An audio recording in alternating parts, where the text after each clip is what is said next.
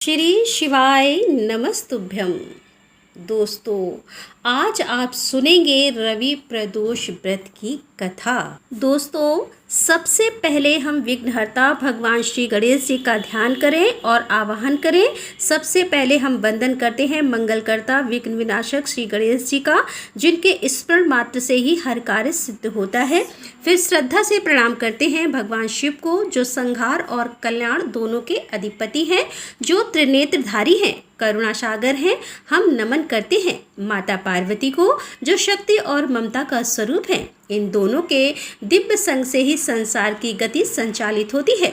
आज रविवार का दिन सूर्यदेव को समर्पित होता है, इसीलिए हम अब सूर्यदेव का आवाहन करते हैं। और तेजस्वी भास्कर आप जीवनदाता हैं, रोग नाशक हैं, आत्मबल और प्रत्यक्ष देवता के रूप में हमारे आराध्य हैं। कृपया हम पर अपनी कृपा दृष्टि बनाए रखें। हम इस पावन व्रत के माध्यम से अपनी मनोकामनाओं की पूर्ति के लिए भगवान शिव, माता पार्वती, भगवान श्री गणेश और सूर्यदेव से प्रार्थना करते हैं कि हमारा जीवन रोग, दोष, क्लेश और अज्ञान से मुक्त होकर शांति, समृद्धि और भक्ति से भर जाए।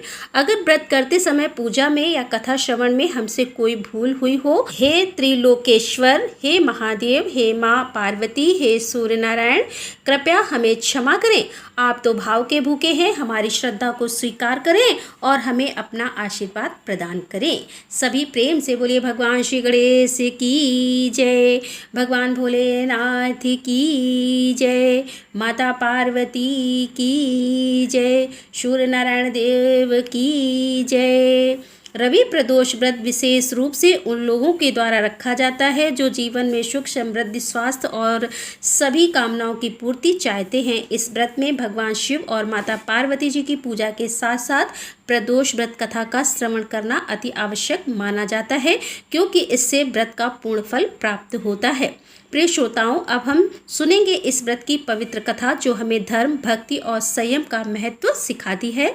आप सभी कथा का शुभारंभ करने से पहले वीडियो को लाइक करके कमेंट बॉक्स में भोलेनाथ की जय जरूर लिखिएगा। एक समय सभी प्राणियों के हितार्थ परम पावन भागीरथ नदी के तट पर ऋषि समाज द्वारा विशाल गोष्ठी का आयोजन किया गया। इस महासभा में व्यास जी के परम शिष्य पुराण वेता श्री सूत जी महाराज हरि कीर्तन करते हुए पधारे। श्री सूत जी को आते हुए देखकर शनक आदि 88,000 ऋषि मुनियों ने खड़े होकर उन्हें दंडवत प्रणाम किया। महाज्ञानी सूत जी ने भक्तिभाव से ऋषियों को हृदय से लगाया तथा उन्हें ढेरों आशीर्वाद प्रदान किया। तब विद्वान ऋषिगण और सभी शिष्य आसनों पर विराजमान हो गए। सौनक आदि ऋषि ने पूछा कि हे पूज्यवर, हे महामते, कृपया यह बताने का कष्ट कीजिए, मंगलप्रद कष्ट निवारक रवि प्रदोष व्रत सबसे पहले किसने किया और उसे फल क्या प्राप्त हुआ। तब श्री सूत जी महाराज इस प्रकार से कहने लगे, आप सभी शिव के परम भक्त हैं। आपकी भक्ति को देखकर मैं प्रति मनुष्यों की कथा कहता हूँ, ध्यान पूर्वक सुनो।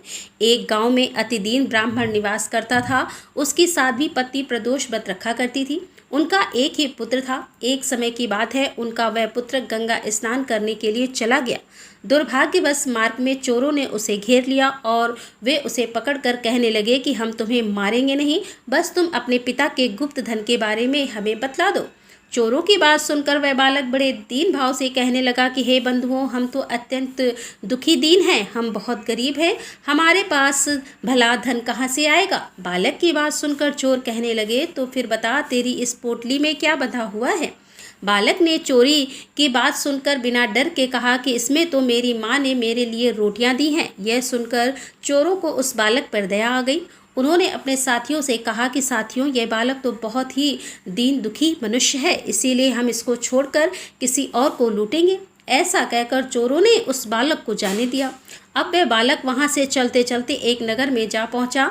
नगर के पास ही बरगद का एक विशाल वृक्ष था। वह थका हुआ था, इसीलिए वह बालक उसी बरगद के वृक्ष की छाया में सो गया। उसी समय उस नगर के सिपाही चोरों को खोजते हुए उस बरगद के वृक्ष के पास ही जा पहुंचे, जहां पर वह बालक सोया हुआ था। वह बालक को चोर समझकर बंदी बनाकर राजा के पास ले गए। तब राजा ने उस बालक को कारावास में बंद करने का आदेश दे दिया। उधर ब्राह्मणी का लड़का जब रात होने तक घर नहीं लौटा तो उसे अपने बेटे की बहुत चिंता हुई।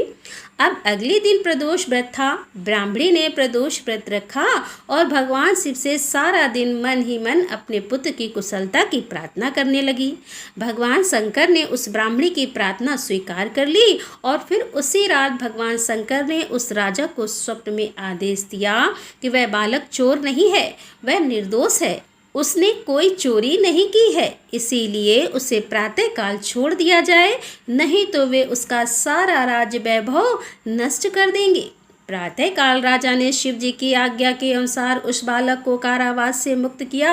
बालक ने तब अपनी सारी कहानी राजा को कह सुनाई। बालक के मुंह से सारा वृतांत सुनकर राजा ने अपने सिपाहियों को उस बालक के घर भेजा और उसके माता पिता को अपने राज दरबार में बुलवाया। राज दरबार में बुलवाए जाने के कारण उसके माता पिता बहुत भयभीत हो गए थे। उन्हें लग रहा था कि शायद राजा उन्हें दंड देने वाला है। राजा ने उन दोनों को भयभीत देखकर कहा कि आप डरिए मत, आपका बालक तो निर्दोष है। तब राजा ने ब्राह्मण को 5 गांव दान में दे दिए, जिससे कि वे सुखपूर्वक अपना जीवन बिता सके। इस प्रकार भगवान शिव की कृपा से और प्रदोष व्रत के प्रभाव से वह ब्राह्मण परिवार अब आनंद से रहने लगा। इस प्रकार रवि प्रदोष व्रत के दिन जो भी मनुष्य भगवान शिव की पूजा प्रदोष काल में करके इस व्रत कथा को पढ़ता या दूसरों को सुनाता है, भोलेनाथ उन पर सदा अपना आशीर्वाद बनाए रखते हैं और भोलेनाथ की कृपा से ऐसे भक्त सदा सुखी और निरोगी होकर अपना जीवन बिताते हैं। तो यह थी रवि प्रदोष व्रत की कथा। प्रिय श्रोताओं, पुकारने पर भोलेनाथ अपने भक्तों की किस प्रकार सहायता करते हैं, अब इस विषय में एक जुड़ी हुई और कथा सुनिए। बहुत समय पहले की बात है कि एक छोटे से गांव में घनश्याम नाम का एक ब्राह्मण रहता था। वह भगवान शिव का बहुत बड़ा भक्त था और पूरी निष्ठा से उनकी आराधना करता था। घनश्याम का जीवन साधारण था, परंतु उसकी भक्ति और विश्वास में अद्वितीय शक्ति थी। वह प्रतिदिन सुबह और संध्या को शिवलिंग पर जल चढ़ाता, ओम नमः शिवाय का जप करता और भोलेनाथ की कथा सुनता था। एक बार घनश्याम के जीवन में एक बड़ा भारी संकट आया। उसके गांव में एक भीषण अकाल पड़ा और गांव के सभी लोग भुखमरी और कष्ट का सामना करने लगे। गांव वालों ने अपने सभी देवी देवताओं की पूजा की, पर स्थिति में कोई सुधार नहीं हुआ। धीरे धीरे लोग हताश हो गए, लेकिन घनश्याम का विश्वास अडिग था। उसने सोचा कि यह शिव जी की परीक्षा है और इसे धैर्यपूर्वक पार करना होगा। फिर उसने एक दिन दृढ़ संकल्प लिया और पास के ही वन में जाकर शिव जी की घोर तपस्या करने लगा। निश्चय किया, उसने 21 दिनों तक निरंतर उपवास किया। सिर्फ बेलपत्र और जल के सहारे भगवान शिव का ध्यान करता रहा। उसकी भक्ति और तपस्या देखकर स्वयं भगवान शिव प्रसन्न हुए और उसके सामने प्रकट हुए। भगवान शिव ने कहा कि हे घनश्याम, मैं तुम्हारी तपस्या और भक्ति से अत्यंत प्रसन्न हूँ। तुम मुझसे कोई भी वरदान मांग सकते हो। तब घनश्याम ने हाथ जोड़कर भगवान को प्रणाम किया और बड़ी विनम्रता से कहा, प्रभु, मेरा जीवन तो आपकी सेवा और भक्ति में ही समर्पित है। मुझे अपने लिए कुछ नहीं चाहिए, परंतु मेरे गांव वाले बहुत कष्ट में हैं। आप कृपया उनकी पीड़ा दूर कर दीजिए और गांव में सुख समृद्धि का आशीर्वाद दीजिए। तब भगवान शिव ने मुस्कुराते हुए आशीर्वाद दिया और कहा, भक्त, तुमने निस्वार्थ भक्त से मुझे प्रसन्न किया है। अब तुम्हारे गांव में कभी अकाल नहीं पड़ेगा और समृद्धि भी हमेशा बनी रहेगी।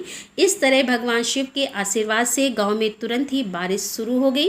खेतों में हरियाली लौट आई और गांव वालों के चेहरे पर खुशियां छा गई। सभी ने घनश्याम की भक्ति की सराहना की और उसे सम्मानित किया, लेकिन घनश्याम ने सारा श्रेय भगवान शिव को दिया और कहा, यह सब तो मेरे प्रभु की कृपा है। इस प्रकार घनश्याम की निस्वार्थ भक्ति और भगवान शिव की कृपा से गांव में समृद्धि और शांति वापस आ गई। यह कथा हमें सिखाती है कि सच्ची भक्ति और निस्वार्थ सेवा का फल कभी व्यर्थ नहीं जाता और भगवान शिव अपने भक्तों की हर विपत्ति, हर दुख को अवश्य दूर करते हैं। तो प्रेम से बोलिए भोले शंकर भगवान की जय। बोलो माता पार्वती की जय। तो दोस्तों, ये थी आज की कथा।